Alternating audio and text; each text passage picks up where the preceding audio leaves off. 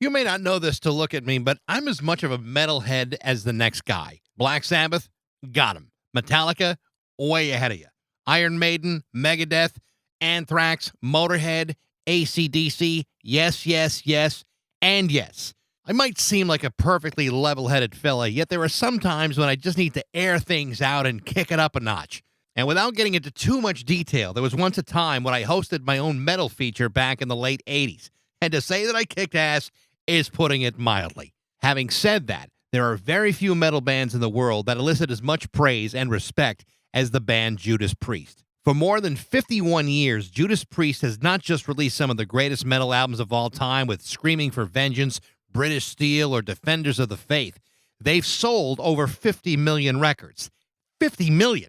They've won a Grammy, they've appeared at Live Aid, the US Festival, they've traveled around the world multiple times, and the most recognizable member of the band is its lead singer, Rob Halford, who not only is one of the most respected lead singers in heavy metal, he's also one of the most respected lead singers of any genre. His story is a fascinating one. It's a story of a gay man succeeding at the highest level in a decidedly non-gay friendly environment, battling drugs, alcohol, and finally coming to grips with his own reality and living his life on his own terms, as it is supposed to be. His new autobiography details all of that and a whole lot more, called Confess. This is my conversation with Rob Halford from Judas Priest on Backseas Musical Podcast. What is it? What is it? It's Backseas Musical Podcast.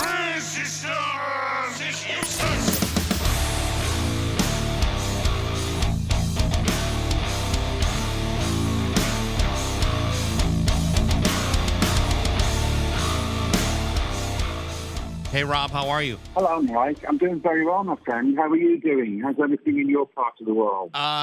So far, like every other part of the world, we have our ups and downs. Yeah, we're kind of in a situation where we're seem to be cresting up with the COVID, but we're holding it together. That's great. Yeah.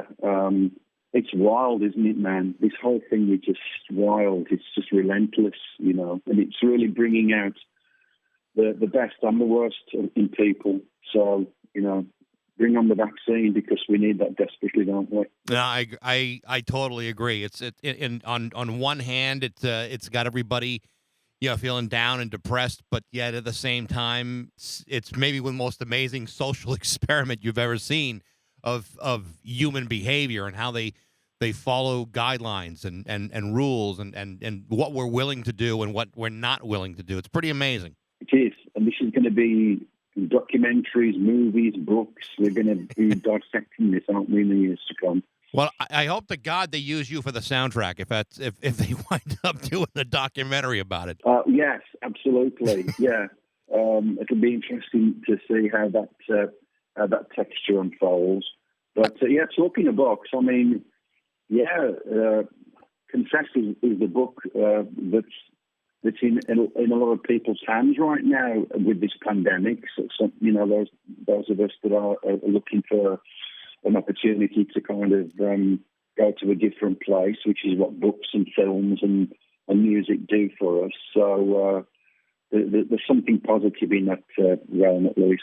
I read the book and I found it really, really interesting. I mean, for one, I followed your career since I first got into radio about 35 years ago. And wound up playing a lot of Judas Priest along the way. But what really struck me is not just the arc of your story, but when you really get right down to it, you're a kid from a factory town in England, and there seems to be this rooting system for you. Your parents, your sister, the band, friends. I mean, you're trying to live your life in a way that almost seems impossible.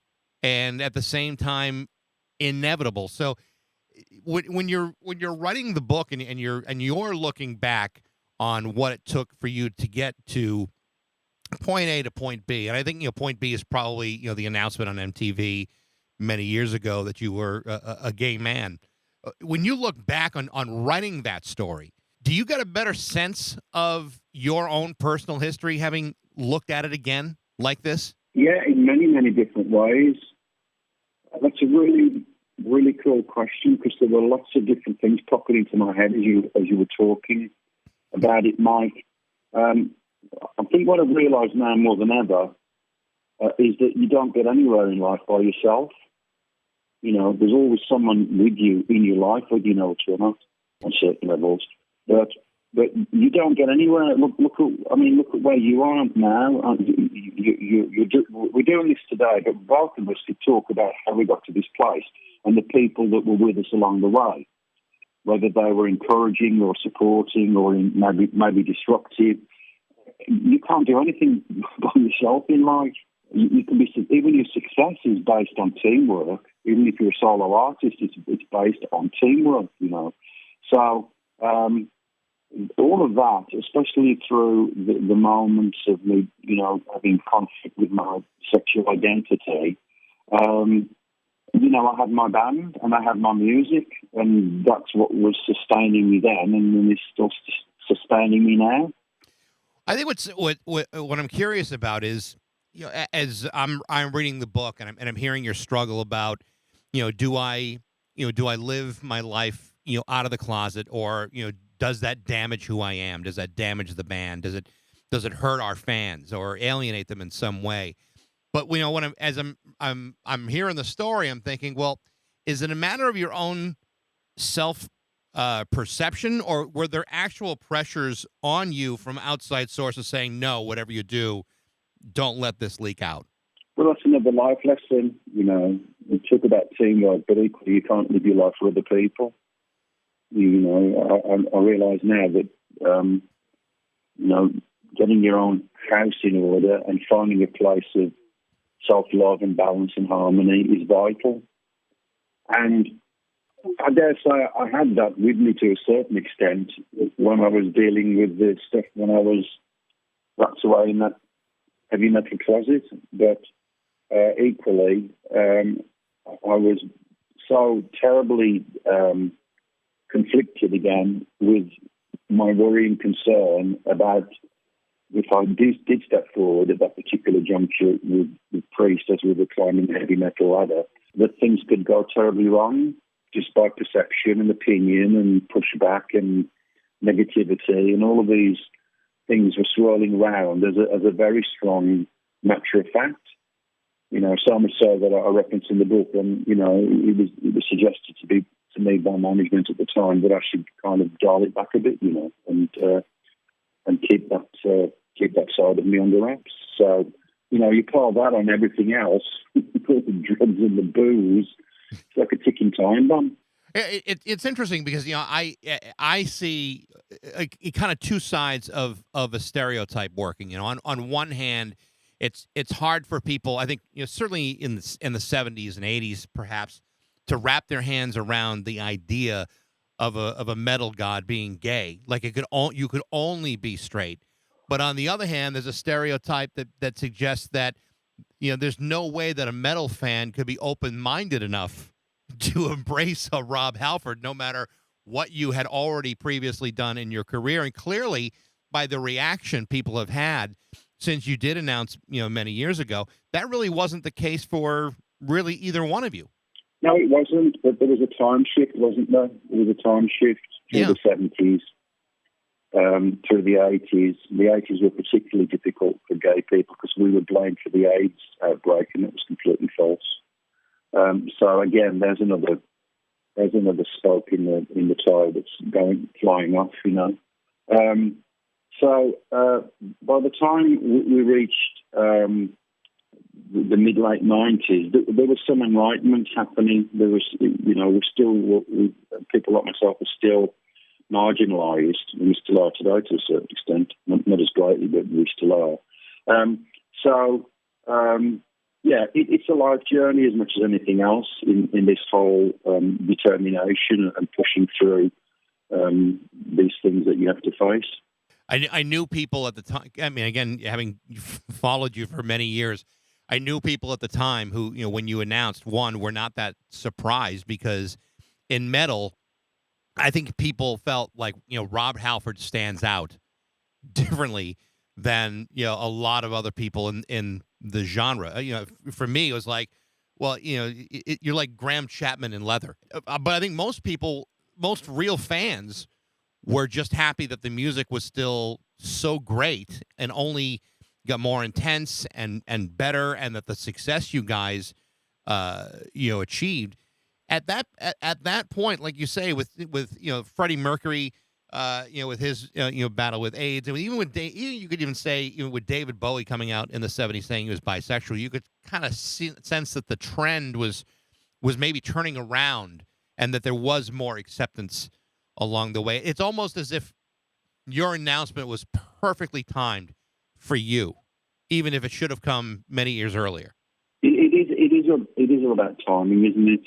Yeah. I mean, I was away from Priest at that time. I was looking differently when I was making the two record, because I felt that, as I've always felt, you look like the music sounds, and that's how I felt the music sounded to me, and I wanted to kind of dress appropriately, and I didn't want to go out looking like, the person that I'm most famous for, looking like that with the Two Project. It would have been, disrespectful. It would have been something of a unbelievable thing to kind of grasp onto. But I've always enjoyed this part of the discussion about my image, and the perception of your audience, because perception is incredibly valuable, right? With bands, with everything really, but particularly with bands. It never crossed my mind when I was on stage doing my work that people were trying to value me sexually. It never crossed my mind. I just thought I was singing, I was a lead singer for this British heavy metal band, and that was my job, Right. I wasn't aware that people were maybe thinking of formulating this idea or that idea, this opinion or that opinion. I wasn't aware, and the bottom line is it doesn't really matter, because it's all that matters is the music. But this part of my life is interesting, and it is valuable because of all of the great things that kind of bounce off of it. The struggle and the suicide attempt and all of these other dark chapters. Those have to be in the book, because it's part of what I went through in my life, and overall it made me a stronger person when I got through to the other side with that and the alcohol and drug abuse. So wow, it's profound in a lot of ways. When I read the book when it was completed, and especially when I did the audio book. Some of it was like, who is this guy, or like, how the hell did I manage to pull through that moment? It's a great way to kind of get a barometer on yourself when you do a book of this nature. You mentioned the drugs and alcohol and your struggle with it, and how you ended it. Maybe a little bit different than a lot of people might have expected. You were kind of able to quit, on your own and decide, now I'm finally done. But having quit and embraced sobriety, you're still surrounded by it in your job. It's almost like an occupational hazard, and has been for, countless of other, other people, whether it's, booze or cocaine or, whatever it may be. How did you go about dealing with it when it was really still so very much accessible to you? And maybe even guys in the band or, guys you were working with at the time were doing it. Was there ever a sense that you were in a dangerous place having it so close to you? Yeah, it's dangerous 24/7. It's one day at a time. I mean, even now, we're on the plane after a show, and I'm looking at Richie, and he's enjoying a beverage, and I'm jealous. I'm really jealous, because I wish I could do that, because I know what that shot or what that beer tastes like. I loved it, man. I loved it. I loved the taste and smell of booze, particularly. I hate that word, booze. I love the taste and smell of alcohol, whether it's beer or, you know what I'm saying? I do. So the addiction never leaves you. It really never leaves you, And I don't know what it is. I just, firstly, I don't ever want to feel as sick as I was during those days. I want to maintain my sobriety, not only for my health and well-being, but also for the knock-on effect that has to my work, because since I've been clean and sober, my work has gotten better, at least from my point of view, singing as well as, songwriting and my lyrics and so forth. A lot of winning that comes out of it, Mike. You're not losing anything. You're just winning all the time. That's what I tell people that are considering, making this change. Quitting isn't for weak people. Quitting is for the strongest people you'll ever meet on this planet. You mentioned how in the book that early on in your career you never performed on stage in which you were not drunk or at least had alcohol in your system, and then once it was out of your system, it's like those performances, like you said, got stronger. Your voice actually got stronger as a result of getting away from the things that you were relying so heavily on. That had to be a pretty powerful moment to realize, hey, wait a minute, I'm so much better without it. Yeah, absolutely. Addiction just, no matter what you're addicted to, whether it's spending too much money or the casino or too much food or whatever, any form of addiction has an effect on you. And it's generally physically and mentally. And physically with the voice, I can't do that to myself. It damages my voice, And I look back and I listen to some of that stuff that I was doing when I was using heavily, and it's just remarkable that I was even able to get anything to work. So things naturally would only get better once you quit those addictive qualities. To kind of change gears here a little bit, there were a couple parts in the book where I put the book down and I had to go look at YouTube to see a couple of things. And one of them was one of your first television appearances on the Old Grey Whistle Test, where you guys are singing, I think, Rock-a-Roller and Dream Deceiver. And I actually had to laugh at it, not because it was bad, but it's like, one, you all look like you're 12 years old. And then I'm thinking, this is the same band that would do Electric Eye and Painkiller just a few years later. And it was like, to me, it was fun to watch you guys at such a embryonic stage in your career, knowing what you guys were about to become. It's so cool to see that stuff and have a sense of hindsight at the same time. It's really powerful as well, isn't it, Mike? Because I know the kid that you're talking about. I've seen it, over time, especially since the invention of the internet. And it is like, who is that guy? But what I love about it is just the if you look at that clip, look at how hard everybody's concentrating, look at how hard everybody's so focused to get the best moment out of that song, particularly our songs, particularly played live, Yeah. And there's all those funny stories and anecdotes around that particular performance that we remember vividly. But it's magnificent to have that as a reference point. That was probably one of the most early reference points that Judas Priest has ever been recorded visually by, and it's a treasure. It's a heavy metal treasure. It's what I grabbed out of that, hearing you sing, especially when you're singing, Dream Deceiver, which is, starts off, in a very, almost in a ballad type of way. You'll hear the quality of your voice at such a young age, and you think, my God, this guy could sing nearly anything and be terrific. I mean, you're known for this athletic, powerful, strong voice. There's videos on YouTube. I was directed to another video of Rob Halford's greatest screams, and it's literally just you at the highest level of your register, just belting it out. You have a remarkable instrument, and I know that. I know you've heard that, but if a guitar goes out of tune, you fix the strings, and maybe you get it fixed, or whatever, or you get a brand new guitar. If a drum head breaks, you change the drum head. But if a voice gets shot, that's something different. And I don't know how a guy who has lasted as long as you have in this business can still belt it out with the same power and accuracy that you had when you were in your 20s. It's a remarkable instrument you have. Well, listen, thank you for those beautiful words. This is the amazing thing about the voice. My voice has changed. there are these videos on YouTube that I've been told about where you can hear Rob's voice through the ages, through the decades. And I've not watched them or listened to it because it's me. I know how my voice has changed through the decades.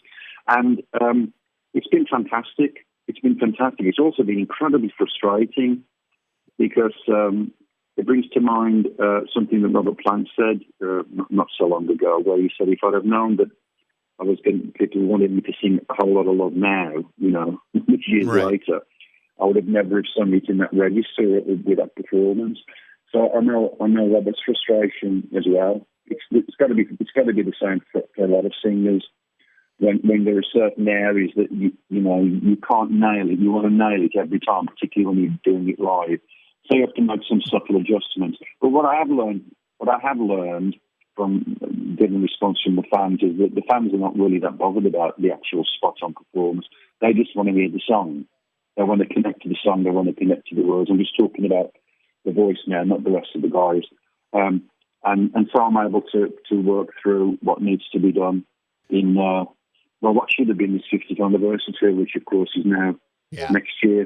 But it's amazing, and I'm blessed. I have this voice that can do all of these different kinds of things, and I have a lot of fun with it. There's a great story in the book about the first time you are asked to sing as a child, and it seemed to take everybody back how wonderful your voice was, even at a young age. It's a great story of because it sounds like you were taken out of your class and almost shown around to everybody. Hey, listen to the young Halford sing, and that had to be like a life-changing moment for you as a young kid. I can remember it like it was yesterday, and I think a lot of us have. I'm sure you have moments, Mark, when you were a kid that are still indelible. It can be something that might be very superfluous, but it's not. It's not disposable. It's potent. It just sticks with you. And I can remember that like it was yesterday. Yeah. It was that, people ask if it was like a catalyst or something. You don't think about that as a kid. Or all you want as a kid is love and attention, and that's what I was getting at that moment. And, you're not able to process the importance and the value of something like at that time. But looking back, it was a realization to me that I had this thing with the voice, and it got a reaction. There's another great story of you guys at Live Aid in Philadelphia. You did 3 songs, but and I'm sure the experience was amazing to be there. But to me, the best story is you being approached by Joan Baez that day. That I think, what a great story that is. She was just so beautiful. This giant of a lady that has done so much with her music and with her activism and as a humanitarian. For her to be so gracious and to take time to just walk over to the trailer where we were hanging out, and I'm chatting to somebody outside the trailer, and I see her coming towards me, and I'm thinking, oh God, she's gonna be a little bit agitated about the version of Judas Priest's the Judas Priest version of her song Diamonds in Rust, but it was completely the opposite. She just comes over and says, "Hey Rob, I just wanted to say thank you for giving that treatment to my song, because it's now, my son tells me it's his most favourite version of his mom's song Diamonds and Rust." So how beautiful is that? That somebody of her stature would be so sweet and kind. And take that moment to come over and say those words.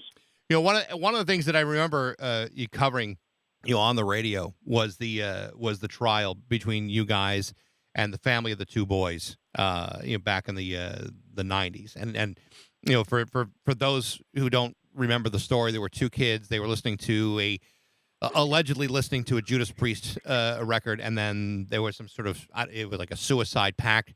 One kid died on the spot, and another one was severely injured, and then died quite some time later. But yet, as that trial was going on, I think most of us who were aware of your music and was aware of Judas Priest, not so much as individuals, But as artists, I think most of us knew that the idea that you guys are dropping subliminal messages in your music was bogus. And but at the same time, I remember seeing, pictures and video of you in court, and you could very clearly see how much this affected you emotionally and personally, that this family had experienced this loss, and for some reason they were blaming you, and that had to be really very difficult for all of you guys. Well, we were fighting for our musical life, really, at that moment. We didn't really know what subliminal messages were until we, went deeply into the whole thing about it. It's all very nebulous. I mean, still to this day, what is a subliminal message? If it's subliminal, you can't hear it. That doesn't make sense. But it was an emotional roller coaster, because at the heart of it was the loss of these two beautiful metalheads that loved Priest, loved metal, and they found a great lot of strength and power and solace and peace by listening to heavy metal and headbanging and having a great time with it. But because of their emotional state through what they were doing to themselves and what was also being put into their lives by other people, they were in a terrible place. I honestly believe they never intended for what to happen. I think it was just like a dare or whatever. It just seems incomprehensible that they would actually, make that suicide pact per se. Because all of this is after the event. People say they did this, they did that. Well, you weren't there, man. You weren't there. You didn't speak to these guys. You had no idea what was going on. So how dare you insult their memory by making up all of these accusations and innuendos and false premises about what these kids were dealing with. It was a lot of stuff, Mike. It wasn't just a subliminal message. It was a whole, it was like a cluster of emotions that were going all over the place. And there was a lot of political pressure against metal bands, and in particular metal bands, because it seemed to be focused through whether it's the PMRC or Ozzy Osbourne's Suicide Solution, or any number of different artists that were seen as public enemy number one and dangerous. But yet for those of us who understood your music, it's just like you're just not hearing what we love. You're not hearing what these songs are all about, and they were not. I mean, I remember Ozzy Osbourne saying, the only black magic we had is chocolates, and that was probably pretty accurate. Yeah, it's crazy, isn't it? That when people are afraid, they attack. When people don't understand anything, they attack. They don't just sit back and go, "Why am I feeling this way? Why don't I understand what's going on?" It's the simplest thing in the world to flip somebody off or start cursing and screaming. Look at today's world right now, especially with politics, and then the pandemic and so forth. It just amazes me. But that's humanity. At the end of the book, you say some really nice things about Glenn Tipton and the situation he's been in, his health and the Parkinson's disease. And I know that you have a family history of that. How is he doing? Is he doing okay? Is he managing all right? Thank you for asking about him. I always say, because he knows I'm promoting the book, and I always say when friends inquire as to how he's doing, I'll pass that message over to him. He's just passed his 73rd birthday, and he's living a full life in terms of being productive. I did something the other day with Mike Flynn, talking about the other, and the way that Glenn is still active, and he goes to see Glenn every now and again. And Glenn's playing the guitar a little bit differently, but he's able to get his ideas down. He's been a guitar player most of his adult life, Yeah. And this horrible Parkinson's is not stopping him. He's just a hero to so many people, that you can live a full life dealing with these challenges. So we love him, and he's just done some incredible work. He's revered as one of the greatest metal guitarists ever, and I can't wait to see him again. I was hoping to go home this Christmas time. I'm not sure if we'll be able to, but with the quarantines and so forth in the UK. But I can't wait to see him again and give him a hug, and it won't be a virtual one. Rob, it's been a real pleasure talking to you. I love the book, Confess. It's the audiobook is out. It really is. It's a terrific story, and I really appreciate you taking the time out tonight and spending some time. Mike, it's been a pleasure. Great questions. I've had a great chat. You look after yourself, Mike. You too, Rob. And all the best for the rest of the year. And I hope our paths cross in Heavy Metal 2021. That would be great. Thank you, Rob. See you, buddy. Thank you. Care. Bye-bye. Bye-bye. Bye-bye. Thanks for listening to Banksy's Musical Podcast. I'd love to know what you think. You can reach me at BanksAtRock102.com. Also follow along Facebook, Instagram, Twitter, and Spotify. Thanks for listening, and we'll see you next time on Banksy's Musical Podcast.